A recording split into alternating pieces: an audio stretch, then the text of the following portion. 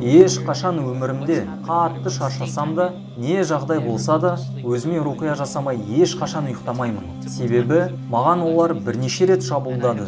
Қашан өзіме руқия жасасам, бөгет, дуал пайда болады. Сол түн есімде анық сақталды. Қателеспесем, оны ертеректе, сол кезде де сіздердің алдарыңызда айтқан едім.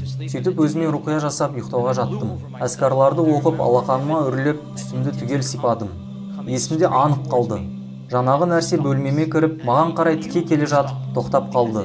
Себебі, қасыма келіп, маған зиян беретін күші болмады. Өйткені мен Ықылас, Фәлақ, Нәс сүрелерін, Аят-үл Курсиді, Бақара сүресінің соңғы 2 аятын оқып, өзіме дем салған едім. Осы себепті жаңағы нәрсе мен менің арамда кедергі пайда болды. Сіздерге айтарым, әрдайым әскарларды айтып жүріңіз. Және әрдайым ұйықтардан бұрын өздеріңізге дем салыңыздар. Сонда, иншалла, бұл сіздерге қорған болады.